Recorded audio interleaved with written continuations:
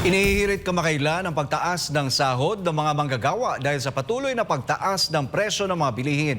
Kaugnay nito, may inilatag na panukala ang isang senatorial candidate para tugunan ang mababang sahod ng mga manggagawa nang hindi makakaapekto sa mga negosyante. Ano kaya ito? Alamin sa balita ni Daniela Paulite.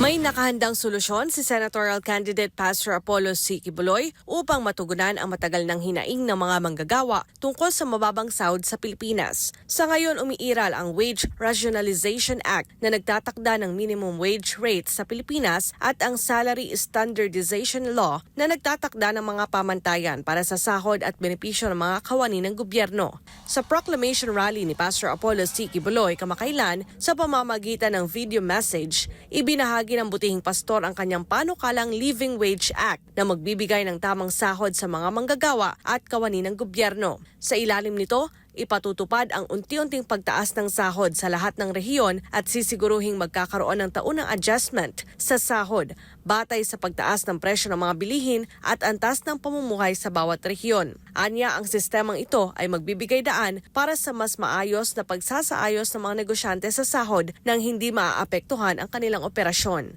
Yan ang pinaka-ideal na sweldo ng naaayon sa ating mga bilihin. Kasi yung price commodities natin, sinusunod natin upang namang ang mga manggagawa at ang negosyo ay hindi naman talaga malulugi, no? At yung manggagawa rin ay they can afford the living cost of their needs.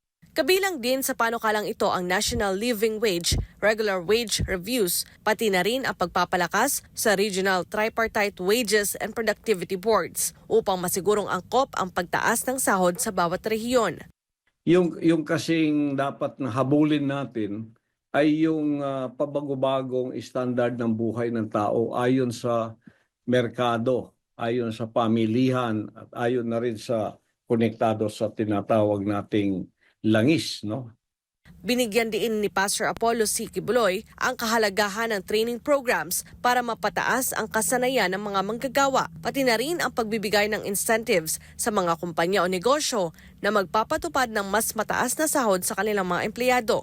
Nagpahayag din siya ng suporta para sa maliliit na negosyo na nahihirapang magtaas ng sahod, kabilang sa kanyang panukala ang pautang na mababa ang interes upang matulungan ang mga ito.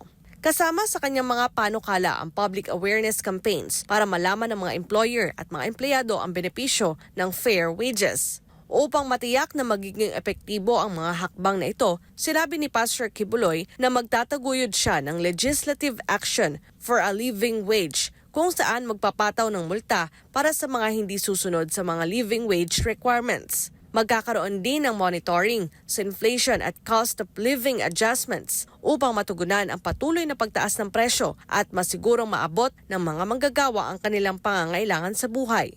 Should be a symbiotic relationship between capital and labor.